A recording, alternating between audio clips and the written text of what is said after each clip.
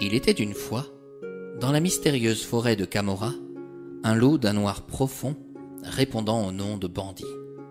Cependant, ce loup-ci était bien différent de ses congénères. Vous ne le trouveriez pas à courir sur ses quatre pattes comme le voudrait la coutume lupine. Non, Bandit préférait se mouvoir sur ses deux membres arrière, se tenant droit comme un homme. Sa nature rusée et son appétit insatiable étaient célèbres dans toute la contrée.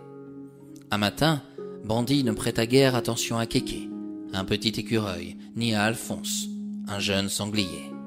Pourtant, la veille, il les avait pourchassés dans l'espoir de les dévorer.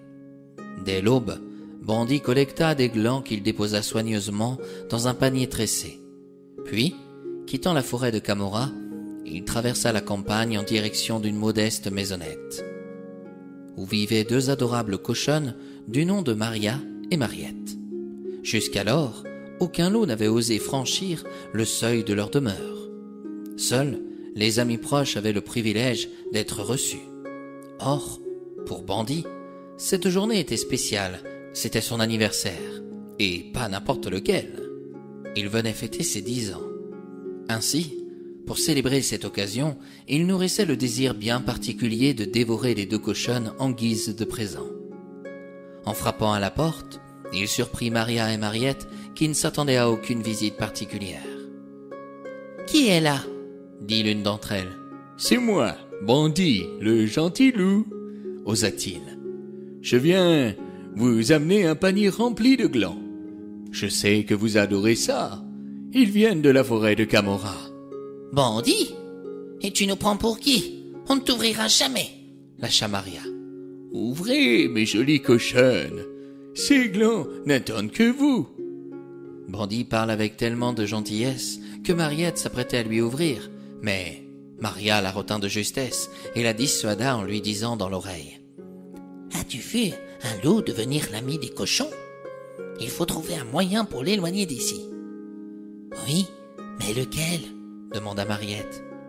« J'ai une idée, » rétorqua Maria. « Bandit, tu es toujours là ?»« Toujours, oui. »« Combien as-tu de paniers ?»« Un seul. Pourquoi ?»« Et vu que nous sommes deux, il nous en faudrait 2, » remarqua Maria. « Et puis, tu as l'air d'être si gentil avec nous aujourd'hui.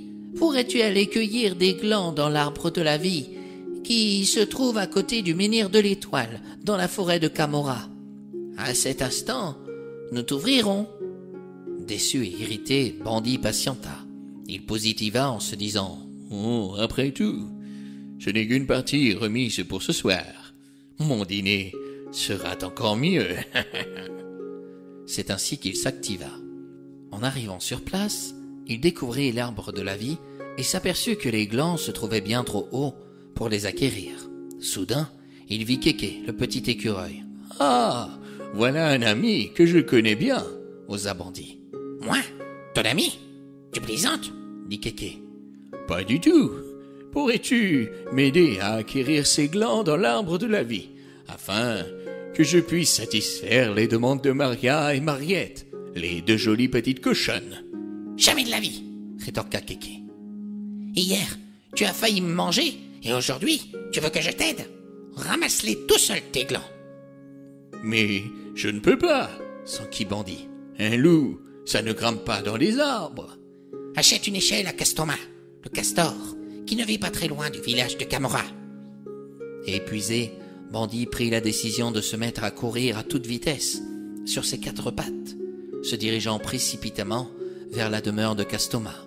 Inutile pour lui d'acheter une échelle. Il préféra plutôt exhiber ses crocs, effrayant le castor qui s'enfuit à toute allure, lui abandonnant son atelier. Quelques heures plus tard, Bandit revint, équipé de tout le nécessaire pour escalader l'arbre de la vie. S'appuyant contre le tronc robuste, il se mit à cueillir des glands avec détermination. Pendant ce temps, Kéké, le petit écureuil, quitta l'arbre de la vie et se dirigea rapidement vers Alphonse, le sanglier, qui se prélassait dans une mare de boue. « Alphonse !» cria le petit écureuil. « Le jour est venu pour jouer un sale tour à Bandit. »« Comment ça ?»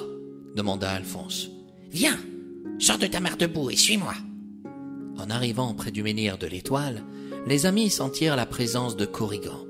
Ceux-ci s'apprêtèrent aussi à jouer un sale tour au jeune loup, mais le sanglier se proposa de les aider. « Je vois que tu as la même idée que moi, lâcha Kéké. »« Je crois, oui. » À toute vitesse, le sanglier fonça dans l'échelle en bois.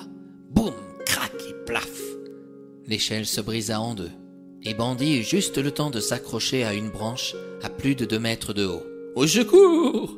Aidez-moi » hurla-t-il. « Je ne peux plus descendre. »« Pas c'est malin, se moqua Alphonse.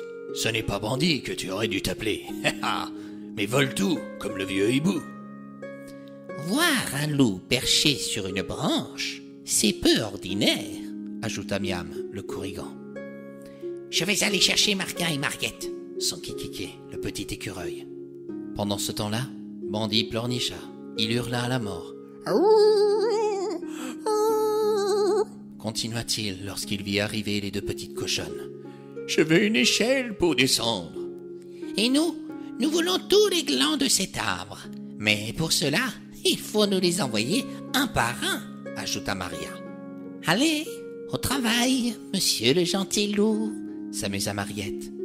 Quand tu auras fini, on te permettra de descendre, et tu seras tellement fatigué et honteux que tu te verras obligé de fuir la forêt de Camorra.